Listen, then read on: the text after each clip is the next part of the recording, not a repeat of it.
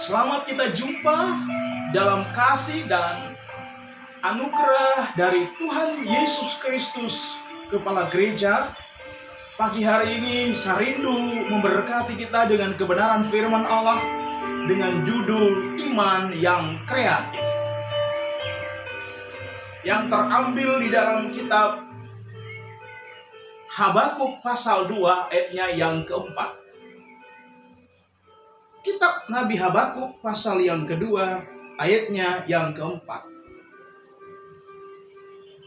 Bunyi firman Allah demikian, sesungguhnya orang yang membusungkan dada tidak lurus hatinya, tetapi orang yang benar itu akan hidup oleh percayanya. Saya ulangi, tetapi orang yang benar itu akan hidup oleh percayanya. Bapak Ibu yang dikasihi Kristus, di dalam kitab Perjanjian Lama, di sana dijelaskan tentang kata iman hanya terdapat di dalam kitab Habakuk pasal 2 ayat 4 dan kitab Ulangan pasal 32 ayat 20. Dan selebihnya dalam Perjanjian Lama dipakai kata percaya. Jadi kata iman dan percaya dalam bahasa Ibrani menggunakan kata imun atau emuna. Kata emuna, kedua panan kata ini berasal dari kata yang sama, ialah auman, berarti setia atau percaya. Bahkan dalam Perjanjian Lama dipakai kata percaya dalam bahasa Ibrani menggunakan kata auman, yang artinya seperti yang dijelaskan, diuraikan di atas tadi, adalah setia atau percaya. Sehingga di dalam kitab Nabi Habakuk pasal 2 yang keempat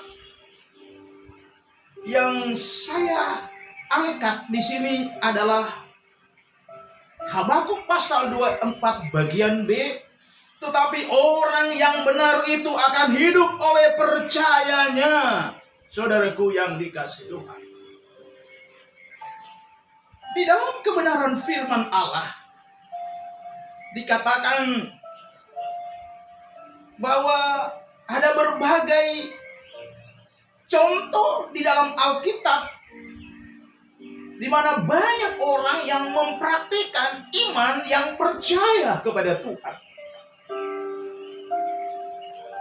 Antara lain dalam Injil Matius pasal 8, Injil Matius pasal yang ke-8,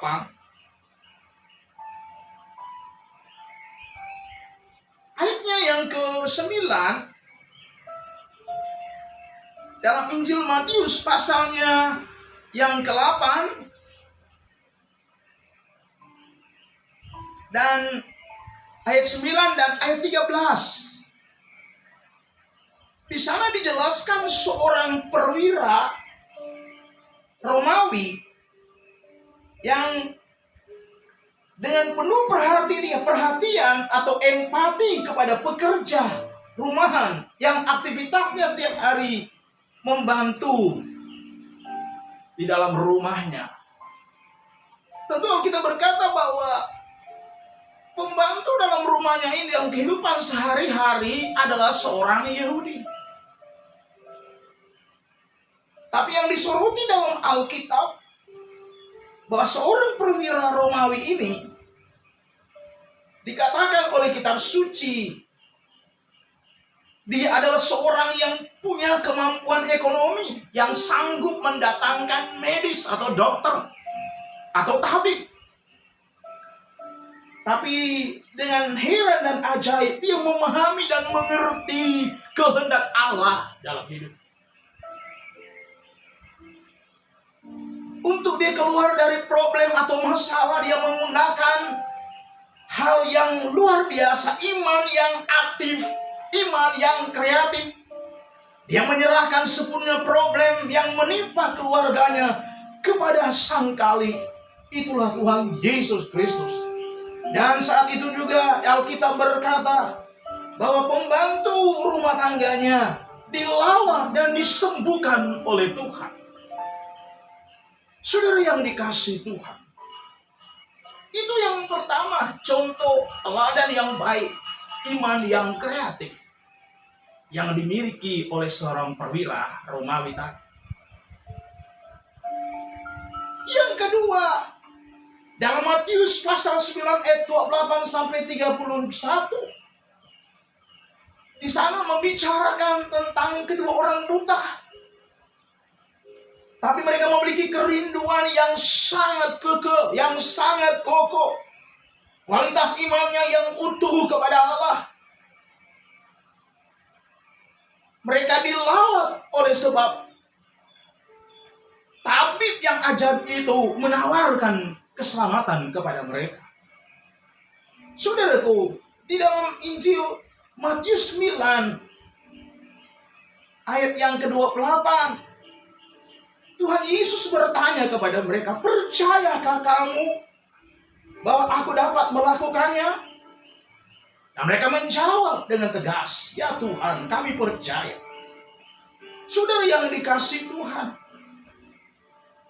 ketika mereka mempercaya, mereka memiliki iman yang berkualitas. Mereka mempersembahkan kehidupan mereka yang lemah itu. Mereka yang awalnya, kedua orang ini adalah orang-orang yang buta, tidak bisa melihat secara alami. Mereka merindukan secara utuh, mereka bisa melihat alam ciptaan Allah yang sangat mulia itu. Mereka punya kerinduan untuk dapat melihat secara alami. Karena mereka punya iman yang berkualitas. Ketika Tuhan menawarkan keselamatan, terjadilah mujizat kepada kedua orang ini dalam Injil Matius tadi. Matius 9 ayat 28 sampai ke 29 dijelaskan. Ketika mereka ditanya oleh Tuhan, "Percayakah kamu bahwa aku dapat melakukannya?" Bukankah juga sering kita hadapi sebagai umat Allah, Tuhan sering mendatangi kita dalam mungkin problem yang berbeda. Ibarat dalam menjalankan aktivitas ada banyak jalan yang buntu yang diperhadapkan kepada kita. Ibarat kedua orang tadi, orang yang buta, tidak bisa melihat ke depan, tidak melihat terhadap janji-janji Allah. Karena ditindih oleh kehidupan dunia yang semakin hari semakin suram dan sukar. Belum lagi dengan berbagai tekanan yang membuat depresi, sehingga bermacam-macam alasan yang membuat mereka kurang mempercayai apa kata firman Allah. Tapi kita belajar kepada si dua orang buta tadi. Ketika Tuhan menawarkan, "Maukah engkau disembuhkan? Maukah engkau diselamatkan?" Dalam Matius 9 ayat 29 menjawab. Mereka berkata dalam ayat 28, "Ya Tuhan, kami percaya kepadamu. Engkau yang berkuasa." Ayat 29, Tuhan langsung melawat mereka, menjamah mereka. Dikatakan lalu Yesus menjamah mata mereka sambil berkata, "Jadilah kepadamu menurut imanmu." Itulah iman yang kreatif. Yang ketiga, saudara yang dikasihi Tuhan, kalau kita berkata di dalam Injil Matius pasal 21 ayat yang ke-32, contoh yang ketiga ini ada kedua putra, baik si sulung maupun si bungsu. Sekali peristiwa, ayah mereka menyuruh mereka ke ladang anggur untuk mengusahakan ladang supaya menghasilkan. Si sulung berkata kepada ayahnya, "Iya, aku siap." Tetapi dia tidak bertindak. Dia berkata kepada bapak, "Iya, aku siap, aku akan pergi mengerjakan ladang anggur itu." Tetapi dia tidak bertindak, saudara. Ini ibarat orang-orang yang punya iman tetapi tidak menggunakan iman itu secara aktif, secara kreatif. Sehingga tidak mungkin mujizat itu terjadi, tidak mungkin berkat Allah itu mengalir kalau tidak ada tindakan yang persuasif. Saudaraku, demikian dengan si bungsu. Ketika disuruh oleh bapak, oleh ayah mereka untuk pergi ke ladang anggur, si bungsu menolak.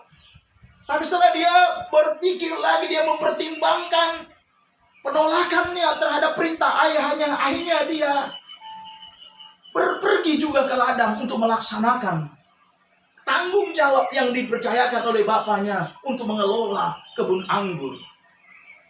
Kedua potret kehidupan baik si sulung maupun si bungsu, bukankah juga ada dalam kehidupan kita berjemaat di sekarang ini? Saudara yang dikasihi Tuhan, dengar baik-baik firman Allah. Gunakanlah, manfaatkan waktu dengan baik dan benar. Apa yang dikatakan oleh kitab suci, kalau kita percaya sungguh kepada Sang Khalik Maha Kuasa Maha Besar itu, Dia mampu melakukan, menerobos sesuatu yang mustahil oleh akal sehat kita manusia. Dia mampu melakukan hal-hal yang ajaib, hal-hal yang hebat, hal-hal yang dahsyat, hal-hal yang besar yang tidak dapat dijangkau oleh akal sehat kita. Ada berbagai macam mujizat-mujizat yang sedang dipersiapkan oleh Allah ketika kita mempercayai Dia secara baik, secara sungguh-sungguh. Contohilah ketiga contoh tadi. Baik perwira Itali, perwira Romawi tadi punya iman yang kreatif. Dia tidak menggunakan akal sehatnya untuk mendatangkan sang tabib yang ajaib itu. Tetapi dia mempercaya apa kata firman Allah. Sehingga pembantu rumah tangga yang hari-hari membantu dalam aktivitas dalam rumah tangga menerima mujizat kesembuhan dari Tuhan. Yang kedua, saudara itu, kedua orang buta tadi, mereka menerima peluang karena mereka ditawarkan keselamatan oleh Sang Tabib Agung yang ajaib. Itulah Kristus Yesus Tuhan mendatangi kedua orang buta tadi, si sulung dan si bungsu juga tadi, menerima lawatan Tuhan, mujizat dari Tuhan. Saudaraku, potret kehidupan contoh yang ketiga dalam Matius 21 tadi, tentang kehidupan kedua putra, si sulung dan si bungsu. Momentum adalah gambaran sedang bekerja di pedang Allah, sedang bekerja di ladang Tuhan. Sesuai dengan talenta yang Tuhan beri, bukan hanya kerjaan pendeta, bukan hanya pekerjaan penginjil, bukan hanya pekerjaan pastor atau evangelis, tapi pekerjaan setiap orang yang telah diselamatkan oleh Tuhan. Wajib, saudaraku, memiliki tanggung jawab moral di hadapan Tuhan. Ketika dia diselamatkan oleh Tuhan, tanggung jawabnya adalah menyelamatkan paling tidak dalam keluarga, menyelamatkan keluarganya yang tersesat jalan. Bawa ke pedang, bawa ke ladang Tuhan, bawa ke pedang Tuhan, bawa di ladangnya Tuhan, bawa supaya mereka mengenal Tuhan secara baik dan benar, menerima surga kekal itu. Saudaraku yang dikasihi Tuhan, contoh dalam Matius 21 tadi tentang kedua putra itu, si sulung dan si bungsu tadi, ada dan sepanjang sama di dalam gereja Tuhan, dia ada sama. Sehingga Tuhan berkata, justru momen dan kesempatan yang seyogyanya mereka meraih berkat Allah, tetapi mereka tidak memiliki roh kepekaan. Mereka tidak memiliki roh teposeliro. Mereka cuek dengan tawaran keselamatan itu. Momen dan kesempatan mereka sia-siakan. Mereka apatis terhadap Tuhan, terhadap janji-janji Allah. Sedianya mereka diselamatkan, mereka gagal dalam keselamatan, sehingga Tuhan menjangkau. Alkitab berkata, justru menjangkau orang berdosa yang memiliki kualifikasi yang negatif di mata dunia. Itu orang si cukai, yang pertama si cukai. Tapi karena mereka percaya kepada Tuhan, mereka diubahkan karakteristik mereka yang berdosa menjadi karakter ilahi. Mereka menangkap keselamatan Allah itu, dan mereka menerima keselamatan. Si cukai terima keselamatan. Demikian juga wanita-wanita yang dianggap sampah oleh dunia, itulah tunasusila. Ketika mereka memahami dan mengerti tawaran Tuhan tentang keselamatan itu, momen kepercayaan itu, mereka manfaatkan momen itu. Mereka diampuni pelanggaran oleh Tuhan. Tuhan tidak mengingat kesalahan mereka. Baik si cukai maupun pelacur-pelacur tadi, tidak diingat Tuhan karena mereka percaya kepada Tuhan. Tuhan penuh dengan pengampunan. Tuhan tidak mengingat dosa mereka, sehingga mereka membalas kebaikan Tuhan untuk mengerjakan keselamatan itu dengan takut dan gentar, sehingga mereka meraih keselamatan kekal itu. Saudara yang dikasihi Tuhan, ketiga contoh potret kehidupan iman-iman yang berkualitas tadi seyogyanya dipegang teguh oleh umat-umat Allah di masa kekinian, di masa new normal. Kadang Tuhan izinkan kita tinggal di rumah dengan maksud supaya kita menjalin hubungan yang harmonis dalam keluarga kecil, hubungan yang harmonis dengan Bapa kekal itu. Tetapi banyak momen-momen yang Tuhan sedang berbicara, orang secara apatis masa bodoh. Kesempatan yang Tuhan beri adalah momen kesempatan yang terakhir. Sebentar lagi Tuhan datang. Tanda-tanda zaman sedang terjadi.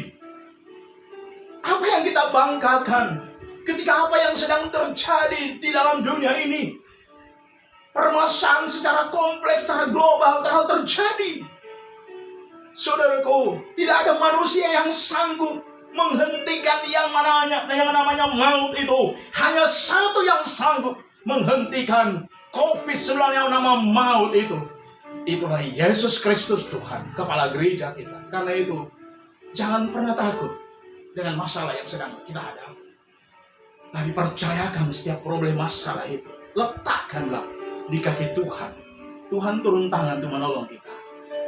Kalau kita percaya dengan sungguh-sungguh, iman yang pestis, iman yang kreatif, iman yang melakukan sesuatu kehendak Allah dalam Kristus dalam hidup kita.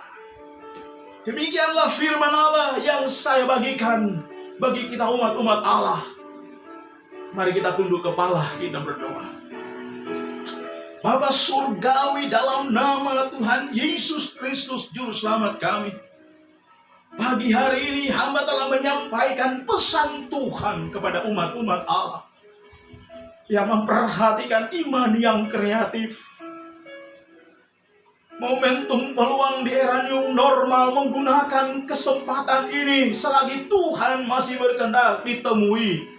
Bahwa kami percaya sebagai contoh dan teladan ketiga contoh tadi dalam Alkitab, biar kiranya juga dalam kehidupan umat-umat Allah, di dalam bergereja, berjemaat, di gereja-gereja lokal, dimanapun Tuhan percayakan mereka menjadi orang-orang Kristen yang iman yang berkualitas, iman yang kreasi, iman yang bekerja.